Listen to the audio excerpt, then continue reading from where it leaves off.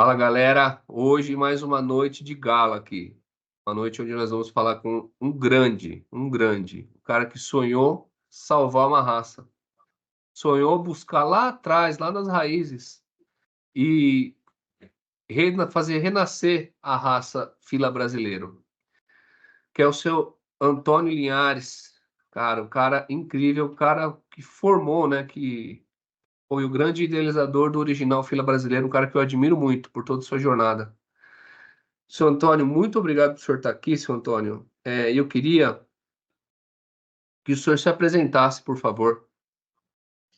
Tranquilamente, Pablo. Eu que agradeço, fico muito agradecido pela oportunidade também de estar podendo falar um pouco sobre essa raça que a gente tem um envolvimento tão profundo, né? E que eu considero um patrimônio histórico da nosso Brasil, da nossa Minas Gerais. Então, eu agradeço muito essa oportunidade também. Um pouco da minha trajetória com a raça, né? Digamos assim, meio que fosse um currículo sobre a raça, né? Eu convivo com esses cães há muitos anos, desde criança, e nunca tive, inicialmente não tinha tido ainda um interesse sinófilo, né? Meu primeiro interesse com a raça foi de conviver com os cães na fazenda. Meu pai tinha uma fazenda aqui na região da década de 60, Governador Valadares. Nós tínhamos dois cães lá e essa convivência me marcou profundamente pelas características da raça, pela diferença de comportamento que essa raça apresentava para mim frente aos outros cachorros que tinha na fazenda, né? Então, é uma característica extremamente marcante que também marcou em mim, né, essa ligação com a raça. A partir daí, eu fui conhecendo também a sinofilia. Eu depois posso contar em mais detalhes, né? Mas fui me envolvendo a ponto de fazer estudos, me tornei juiz da raça, criador, passei por vários clubes, vários movimentos de tentativa de preservação da raça, com uma grande dificuldade durante todo esse percurso da gente conseguir entender o que era realmente a raça. Essa foi uma das grandes dificuldades de todo esse percurso aí de cerca de 40 anos que eu vinha convivendo, foi entender o que é fila brasileiro, né? Que ultimamente eu estou chegando a alguns pontos de conclusão sobre a raça, que foi então que surgiu o movimento AFB, que hoje considero que nós estamos caminhando na direção de preservação realmente. Então é isso. Qual é a sua formação profissional, seu Antônio? Eu sou formado em Direito, mas como eu nunca exerci, na verdade, minha pegada mesmo sempre foi rural. Tenho uma pós-graduação em Administração de Empresa Rural, sempre contribuí de alguma forma com a fazenda da família, desde o meu avô. Eu venho criado na roça, né? Meu avô já era fazendeiro, meu pai, tudo, e eu nunca perdi essa ligação. Então, assim, eu considero que a minha profissão hoje é de administração rural e promoção de desenvolvimento rural. Trabalho nessa linha de atuação, né? É, quais são as suas memórias de infância com os cães? A minha memória de infância mais marcante, como eu estava dizendo, eu tinha mais ou menos aí uns 12 anos de idade. Eu já tinha visto cães nas fazendas e tal, quando era criança, mas não tinha ainda me despertado. Meu pai comprou uma fazenda aqui na região de Governador Valadares. Nós somos de outra região. Comprou a fazenda aqui por volta de 1960, e o nosso gerente, que veio com ele da região de origem, descobriu um açougueiro numa cidadezinha aqui próximo de Governador Valadares, tinha um açougueiro que tinha uns cachorros cabeçudos. E esses cachorros eram famosos, todo mundo falava dos cachorros desse açougueiro lá de Jampruca. E o nosso gerente comprou um cachorro, filhote, e naquela época, a gente tinha as férias escolares, eram 3 meses no final do ano e um mês no meio do ano, né? A gente tinha tempo para caramba. E meu prazer era vir para as férias, durante as férias, vir para a fazenda. E eu fui criando uma relação com esse cachorro cada vez que eu vinha na fazenda, ele estava desenvolvendo, aquele filhotão foi crescendo e eu fui observando a ligação dele comigo. Eu passava 6 meses sem vir na fazenda. Quando eu chegava, ele me acompanhava o tempo todo. De alguma forma, nós criamos uma ligação. E foi interessante que depois que ele ficou adulto, ele passou a me defender. Naquela época tinha muita vaca brava, né? O gado era bem bravio, e ele passou a me defender. E ele tinha uma habilidade incrível de enfiar no meio da vacada e as vacas não enfrentavam ele. E eu passava no meio das vacas com ele, as pessoas ficavam admiradas porque ele abria caminho para eu passar, a gente brincando numa área que tinha muita mangueira, próximo do curral, e às vezes as vacas de bezerro novo, elas ficavam bem nervosas, e ele conseguia me conduzir ali no meio do gado, o gado não enfrentava ele. E, assim, uma coisa interessante, porque ele só olhava para o gado, uma encarada que ele dava, o gado ia saindo do caminho dele. E todo mundo admirava aquilo, que foi uma coisa impressionante. Convivi com esse cão há mais ou menos uns 6 anos. Todas as férias, de 6 meses, eu estava lá, ele me acompanhava.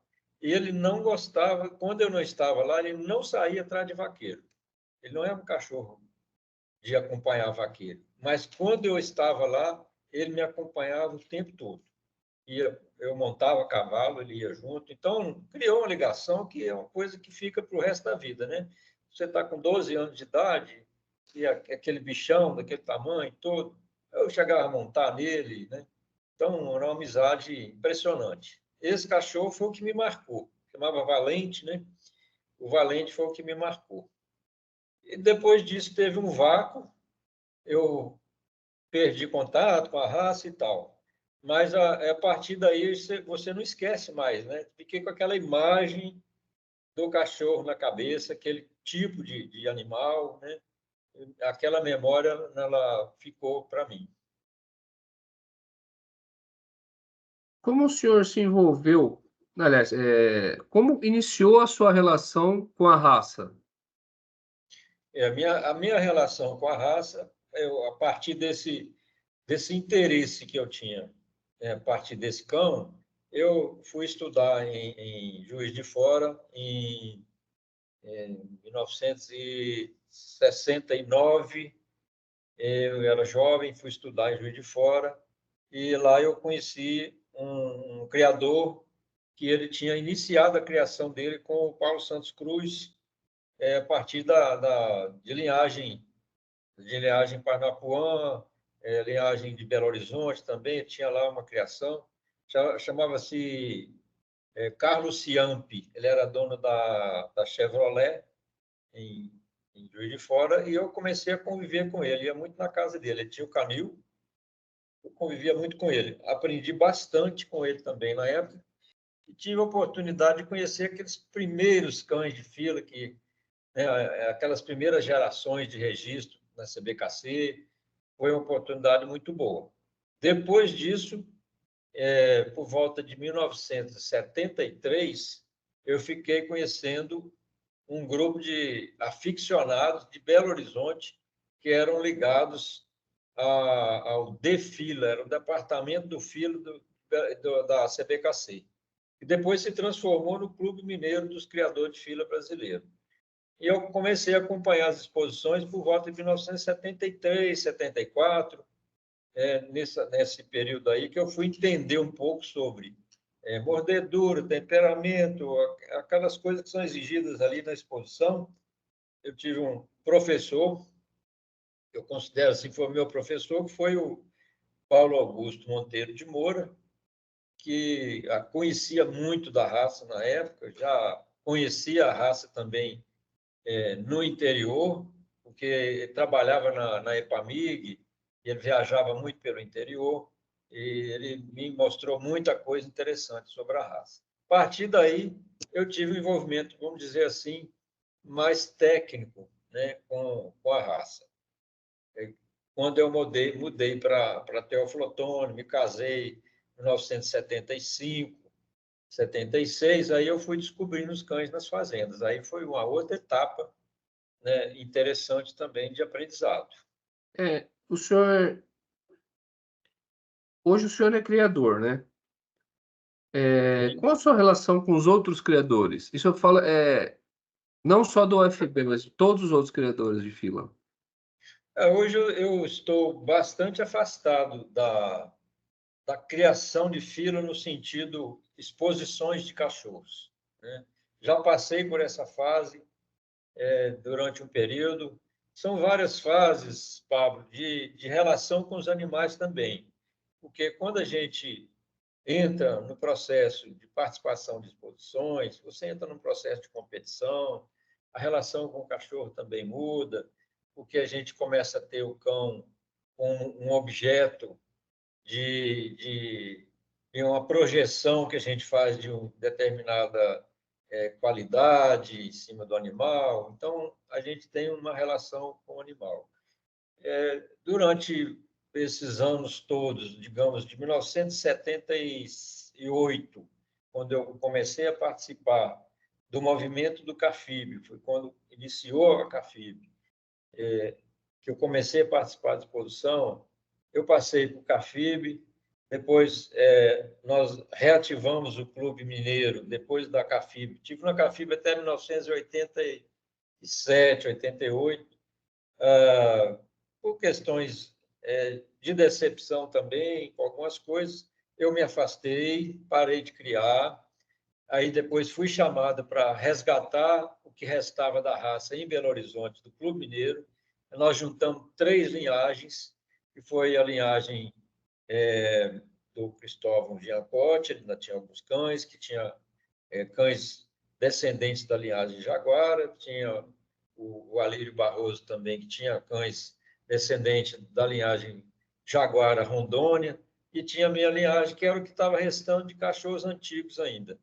Nós juntamos, fomos chamados pelos antigos aficionados do Clube Mineiro, e foi reativado o Clube Mineiro. E aí iniciou-se a produção de filhotes a partir de 3 linhagens antigas. Depois disso aí, o Clube Mineiro paralisou, houve uma dissidência da CBKC, que foi a ACB, Associação Sinológica Brasileira, nos chamou de novo para reativar o movimento de preservação da raça. Aí nós juntamos aquele grupo de novo, mas a ACB não durou muito tempo, com pressão da CBKC em cima e tal. Uns 3 anos de trabalho foi paralisado. E aí, depois de um certo ponto, surgiu um outro grupo propondo criar o Unifila. Eu fui participando de cada processo desse, né? Departamento do Fila, depois a criação do Clube Mineiro, depois a CAFIB, e depois, novamente, Clube Mineiro com a ACB, e, finalmente, a Unifila, que foi um trabalho maravilhoso. A Unifila foi o trabalho mais auspicioso de todos que eu trabalhei, porque chegou a um ponto de ter um plantel de boa qualidade e, assim, cerca de 30 criadores no entorno da Unifila. Mas chegou um ponto que também dissolveu, né? Dissolveu porque juntou com a CAFIB, e aí acabou, não fez mais exposição, a CAFIB absorveu a Unifila, né? Eu parei de novo, né? E aí, por volta de 2010, 2009, 2010, eu começo a entrar nas fazendas de novo por motivo de trabalho.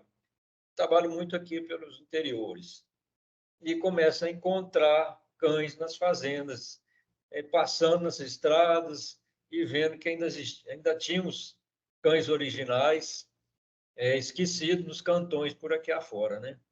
Foi quando eu tive a ideia de resgatar a raça com uma outra proposta, não de exposição, mas uma proposta de juntar um grupo de aficionados com o objetivo principal e primordial de fazer, de criar um programa de acasalamento para resgatar os cães de origem, aquele que ainda restava nas fazendas. Foi aí que gerou o OFB, né? Um dos primeiros criadores que engajou nisso aí comigo foi o Marcelo Castro, porque ele tinha uma decepção muito grande com o filo brasileiro, justamente por questão de temperamento, alterações que já tinham acontecido em grande expressão com a raça.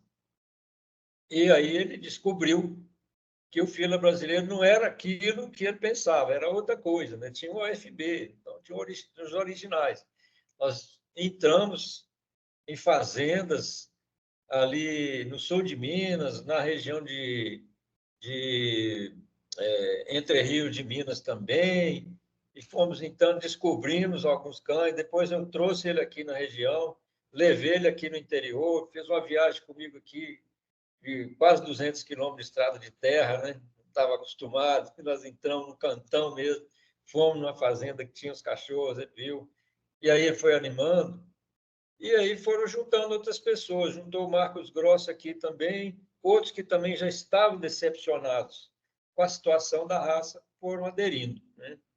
E hoje, interessante também que houve outras tentativas em outros momentos da gente resgatar cães originais, mas nós não tínhamos a internet. E uma coisa que fez diferença, viu, Pablo? Foi a comunicação. Hoje a internet está nos interiores, as pessoas ficam sabendo, né? Então entra em contato conosco e diz aqui, ó, aqui a região ainda tem um daqueles cachorros.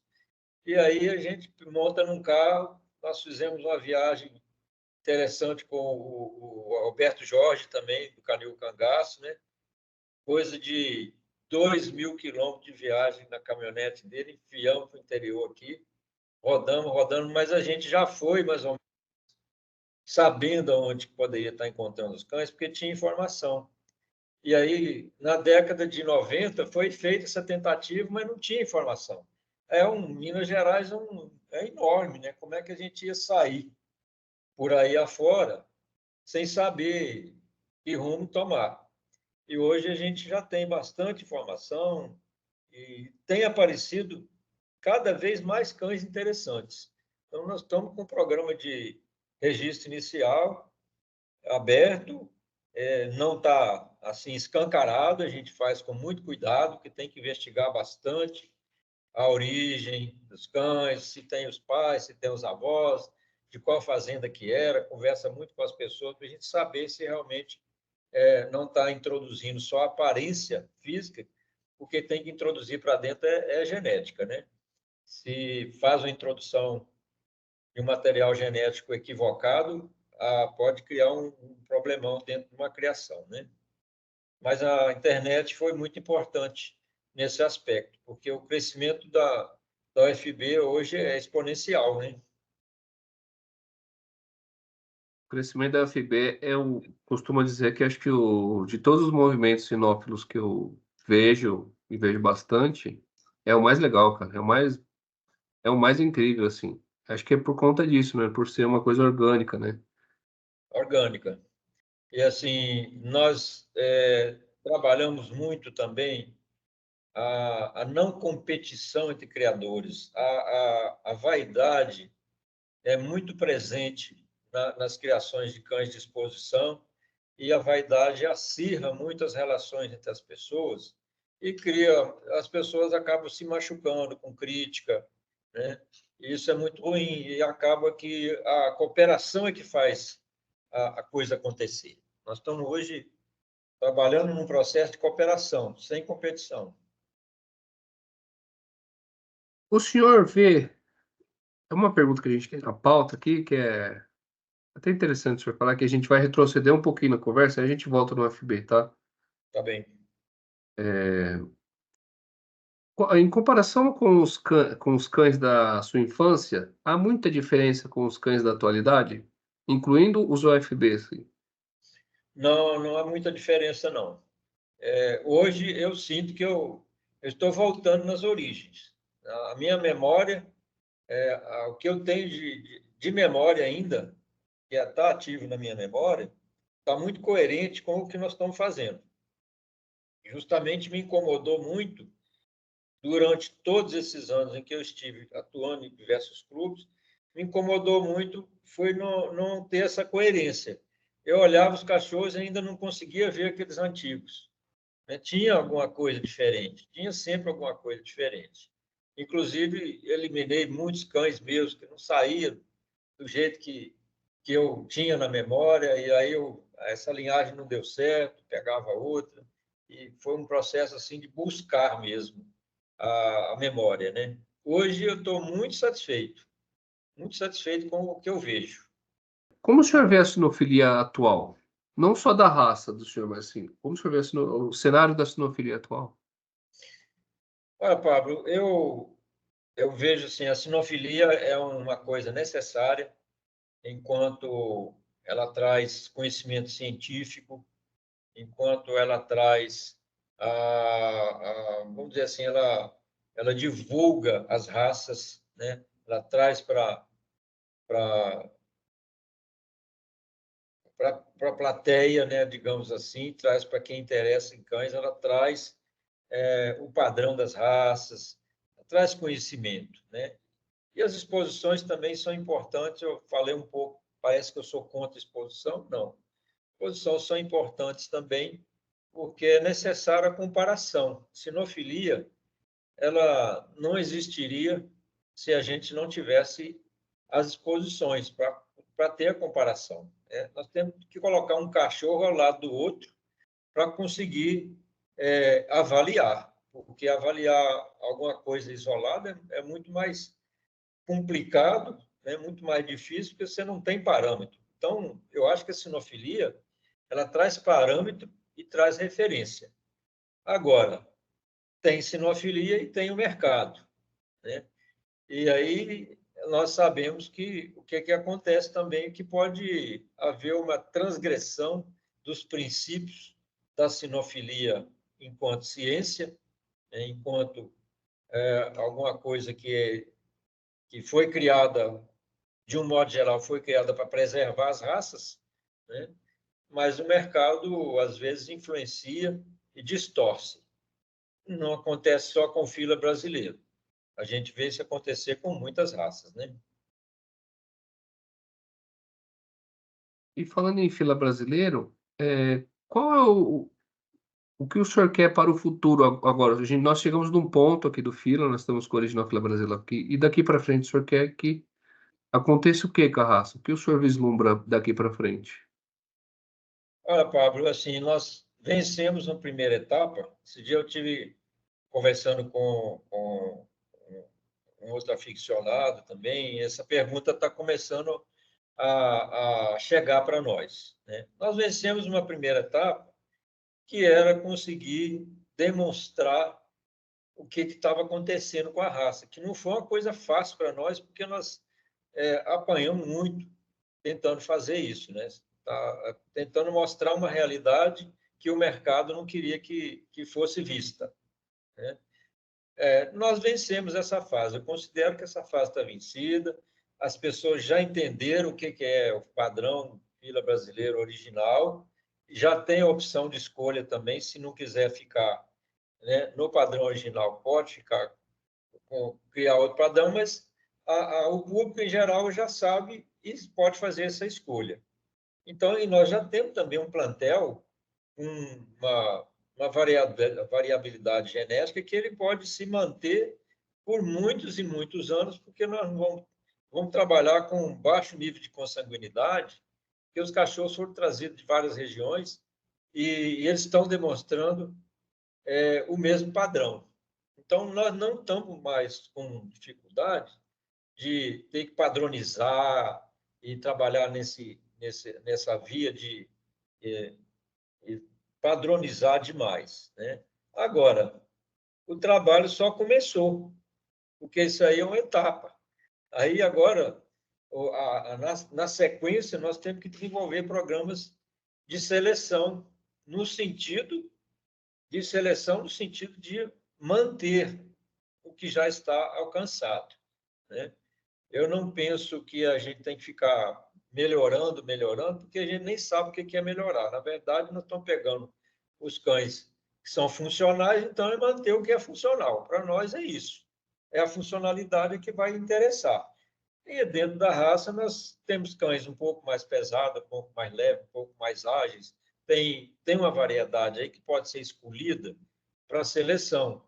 Nós podemos hoje escolher diversas linhas de seleção de trabalho, né? Marcelo Castro está fazendo um trabalho de uma linha de seleção para cães de guarda e segurança, né? E aí eu gosto de cães de fazenda, que é a minha origem. Então, eu quero cães mais tranquilos, que permanecem com um instinto de território muito bom, mas que eu tenho meus netos que vão lá na nossa fazendinha, passa 6 meses sem lá, quando chega, os cachorros reconhecem eles, eu vejo tudo acontecendo como foi comigo, né? Então, eu quero esses cães também mais equilibrados nesse sentido. Agora, nós temos que partir para uma metodologia de seleção. Essa metodologia que tem que ser estudada ainda. Nós temos que buscar mais conhecimento científico para estabelecer uma metodologia de seleção, e aí vai ser imprescindível que a gente comece a realizar exposições, né? E as exposições é que a gente vai estar testando os cães, vendo a evolução do plantel, no momento que tem um conjunto de animais ali, você vê uma média de qualidade, né? Então, agora é essa etapa, que também não vai ser uma etapa fácil, não, porque depende de recurso financeiro e outras coisas. As pessoas que têm que ter disponibilidade de tempo para levar o cachorro na exposição, tudo. Muitos dos cães estão em fazendas, as pessoas não estão muito interessadas em participar de concurso, né? Então, nós vamos ter que ter subsídio, conseguir recurso para a gente financiar exposições, patrocínio. Então, estamos nesse momento agora também que a raça já está reconhecida, já para buscar patrocínio para fazer um trabalho de seleção e manutenção da raça. Eu vou fazer uma pergunta que deveria ser antes dessa, mas aí eu edito, tá, senhor Antônio? Sim, O que é original fila brasileiro? ok. Eu entendo que o original fila brasileiro é uma raça adaptada, crioula ou caipira, como outras raças crioulas que nós temos no Brasil de outras espécies. Nós temos bovinos, nós temos caprinos, nós temos ovinos, nós temos suínos, que são raças crioulas adaptadas às nossas condições, né? A gente não procura até muito ficar assim, descobrindo a origem, como é que foi feito. Não, hoje interessa saber que há uma rusticidade, há uma funcionalidade que caracteriza essa raça crioula, né? E, que ela surge aí na nossa história, né? Ela é um patrimônio histórico. Então, sobretudo, faz parte do patrimônio histórico do conjunto de raças crioulas do Brasil. Nós temos que entendê-la dessa forma e não entendê-la como se entende nos meios urbanos, sinófilos urbanos, que é uma raça artificial. Ela não é artificial, né? É diferente das raças artificiais. Ela é uma raça crioula. E esse conceito de crioula precisa ter bem entendido, né? É algo que fez a si mesmo, né? Na função e no trabalho. E é esse algo que é o original fila brasileiro. Senhor Antônio, e como o senhor vê o presente do original fila brasileiro? Sim, o presente, eu comentei que eu considero que nós estamos numa etapa vencida, que é o reconhecimento da raça. Agora, o presente, eu vejo um momento de reestruturação de como será a preservação dessa raça. Esse é o momento nosso. É repensar o futuro em cima desse presente. Qual a mensagem que o senhor deixaria para alguém que tem interesse em cães da raça fila brasileiro? Olha, eu deixaria a mensagem para a pessoa que tem interesse, que ele estabeleça, deixa esclarecido para si mesmo qual é o interesse que ele tem. Quer dizer, qual que é o objetivo de criação que ele deseja. Porque nós temos cães que são mais urbanos, cães que são mais rurais, cães que exigem uma parceria maior no sentido de atividade física, né? E cães que são mais acomodados, que exigem menos atividade física. Então, o conselho que eu dou é que estude. Estude o que quer, o que é o objetivo de criação ou de possuir o animal, né? De ter, e mais estude. Estudar é fundamental. A gente fazer as coisas sem uma base de conhecimento pode acarretar decepções, né? Eu tenho tido situações que a pessoa chega e fala, mas eu não sabia que era desse jeito, né? Então, imagina que a raça... Porque tem muita informação para vender, né? Por aí afora. Então, é preciso a pessoa estudar antes de adquirir. Meu conselho é esse: estude para decidir o que quer. Antônio, muito obrigado. Eu queria dizer que eu sou um grande. Eu ainda não tenho um original fila brasileiro, porque por questões que meus cães já tenho aqui, não tenho tanto espaço, mas eu terei ainda. E eu queria dizer que, primeiro, agradecer o senhor por esse trabalho de resgate, que é um dos trabalhos mais bonitos que a gente vê. A gente vê outras tentativas em outras raças, mas não é tão. Acho que, como o senhor disse, realmente a gente não vê competição entre criadores. A gente vê uma grande irmandade entre os É, criadores do OFB, né? foi um grande diferencial, né, Pablo? Porque a gente conseguiu, é uma base do sucesso. Eu acho que é porque vocês devem ter, lá atrás, vocês devem ter apanhado tanto que acho que vocês viram que é a união que faz a força, né? É Isso uma. aí. Exatamente. E o amor pela raça, né? Aí prevaleceu o prazer de ter o cachorro e não a competição. Ah, faltou uma pergunta. Ai, cara, vou só fazer essa última pergunta, aí eu edito lá, tá bom? Tá bem? Falando em fenótipo, por que o original fila brasileiro ele é mais seco e ele é de pele e ele chega a ser ligeiramente mais alto que os demais filas? Olha, eu entendo que isso aí é em função da seleção mesmo, pela qual ele passou, né? Não tem sentido, numa seleção funcional, o animal, o processo seletivo, desenvolver aquilo que não tem sentido no trabalho, na função ou na sobrevivência, né? Porque o processo seletivo ele passa pela sobrevivência em primeiro lugar, saúde, né? Saúde, rusticidade, resistência. E, em segundo lugar, funcionalidade. Se o animal vai acompanhar gado, vai estar ali junto com o fazendeiro, e ele tem que atravessar grandes distâncias, ele tem que ter perna grande e forte. Se ele tiver perninha curta, ele vai ficar. Tem algumas histórias, né, que no momento assim a gente poderia estar conversando mais para frente, mas assim, eu tive numa fazenda, uma das primeiras fazendas que eu conheci, e estava uma ninhada grande de filhotes lá, na faixa de 4 meses de idade, mais ou menos, e esse fazendeiro, ele tinha 3 fazendas distantes uma da outra, e ele tocava o gado de uma para outra constantemente, ele transportava o gado, voltava com o gado, e eu cheguei na fazenda um dia, ele estava chegando de volta de uma outra fazenda, na sede dele, e estava com 3 cachorrinhos, 4 meses mais ou menos, chegando junto, mas assim, exausto, né? Tinha feito uma viagem de 2 dias. Aí ele falou assim: tinha 8 cachorros, mas Ó, aqui está chegando 3. Então, assim, e aí ele falou assim, eu não vou voltar para buscar, não, eles têm que acabar de chegar aqui. Ninguém faz isso hoje mais. Se a né? gente fizer isso, é uma crueldade.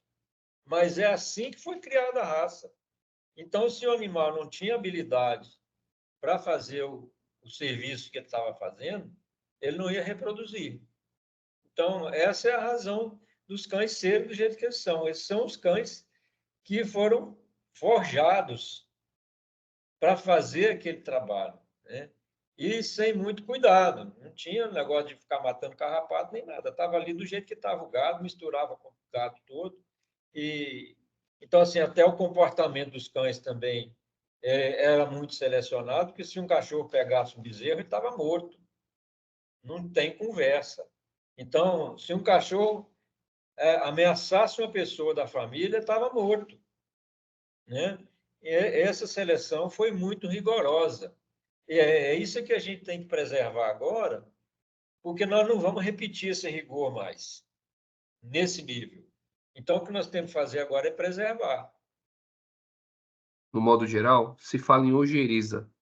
O que o senhor tem a Aham. dizer sobre essa busca incessante pela ojeriza, da qual se tomou aí alguns anos a criação da raça?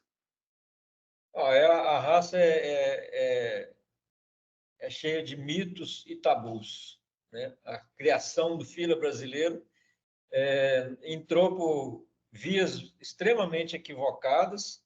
Nós que estávamos lá aprendendo desde o começo com a sinofilia, nós também entramos, muitos de nós entramos nesses equívocos, e hoje a gente já sabe que são equívocos. A ojeriza, ela nada mais é do que um instinto territorial e de proteção, né? Forte, instinto forte.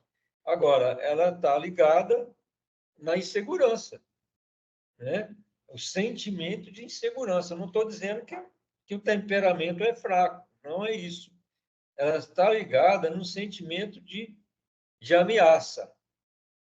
Tem raça que não tem sensação nenhuma de ameaça. Para eles, tudo está bem.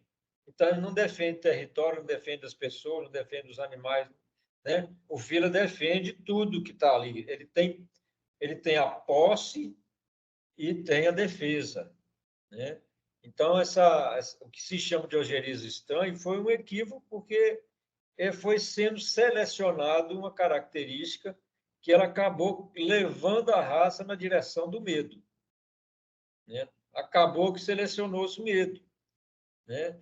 Hoje, sim, o índice de cães estressados, porque eles se sentem tão ameaçados, né? Que assim um barulho maior, uma coisa, ele vai correr, porque está ameaçado. O nível de ameaça é muito grande. Isso aí nós não estamos vendo no AFB, e as pessoas até nos criticaram em alguns momentos que os cachorros não estão apresentando essa característica de tanto estresse assim. A primeira exposição que nós fizemos em Teoflotone, antes da pandemia, nós estávamos lá com uns 30 cães que não tinha costume nenhum, a maioria da roça trazida ali, barulho, carro de som, gente andando, gado, e festa, e pipoco de foguete. Nenhum cão assustou.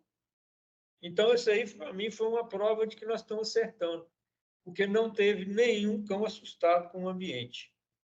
Cão que não está acostumado a ir para a exposição. Isso aí significa sistema nervoso. A base de uma boa criação tem que ser observação no sistema nervoso do animal. Nós erramos justamente com relação à ojeriza, foi de promover o sistema nervoso fraco, estressado, incapaz de suportar muita coisa, né? Daí o cachorro extremamente ameaçador. Bom, primeiro eu queria agradecer o senhor por toda essa, como é que eu vou falar? Essa lucidez aí que o senhor, porque eu comecei a conversar com, agora não vou nem gravar isso aí. Comecei a conversar com outro pessoal e, cara, eles são devotos é devoção à ojeriza. Pois É é. uma coisa assim, que não. Então, Até assim, a gente não pode nem falar no assunto com eles, que eles ficam bravos com a gente, né? E assim, eu já vivi isso aí, vivi o que eles estão passando hoje. Eles não querem largar a mão daquilo ali, né? Mas a hora que você vai testar o cachorro, ele corre, o que adianta? é, é verdade. Eu Qual, quero um cachorro seguro. qual foi o ponto de ignição que o senhor teve para a criação do original Filo Brasileiro? Foi foi característica física, foi característica de temperamento? Eu acho que foi as duas coisas ao mesmo tempo, porque o Fila começou a ser mudado, né, transformado em outra raça. A partir do final da década de 90, nós já vimos uma evolução na direção de seguir o padrão de fenótipo, de morfologia CBKC, que é o que estava vendendo mais, o mais pesadão, mais corudo, e aí todas as criações foram caminhando para lá. Mas, assim, a decepção com temperamento nas exposições, para mim, foi primordial, porque aí é a funcionalidade. Eu quero um cachorro que eu tenho lá na fazenda, que ele fica lá e sujeito a qualquer confusão e eu vou dormir e ele vai me dar segurança, né? E é solto e é sem guia, não é ali amarrado na guia curtinha perto do dono. Então eu comecei a perceber isso, né? E aí, logo que eu percebi, eu encontrei também outras pessoas que atuavam no adestramento. Teve um evento que eu já coloquei no Facebook algumas vezes, que foi um teste real com os cães que eram considerados os melhores de temperamento, e aquilo foi uma decepção enorme, um período mais ou menos por volta de 2010, e é mais ou menos por volta de 2010 que aconteceu isso. Os cachorros todos correram, então foi um índice muito alto. Você tem 100% de cães considerados de excelência de temperamento que correm de um cara que invade o território deles, dentro da casa, dentro do quintal deles. Aquilo, para mim, foi o fim. Então, foi esse o link, foi esse foi esse que, vamos dizer assim, o ponto que fez com que eu realmente tomasse a decisão. Ah, então, muito obrigado, senhor Antônio. Eu acho que essa, o senhor criou não só um movimento de resgate da raça, o senhor criou meio que um estilo de vida, né? Foi buscar no passado, foi buscar os cães que eram julgados como vira-latas e que, na verdade, eram os grandes representantes do que era antigamente a raça. Isso, Exatamente. esse- isso aí, o senhor, o Marcelo, o pessoal lá que estava com o senhor no começo foram pioneiros aí. Espero que vocês nunca sejam esquecidos aí por esse movimento incrível que vocês fizeram. Aí, muito obrigado. E é isso aí, rapaziada. Se vocês chegaram até aqui, curte, comenta e compartilha aí para dar uma força aí. Ah, e principalmente essa lenda viva aí, ó. Passa no grupo de WhatsApp, passa para as pessoas aí, para os familiares, para aqueles os mais antigos,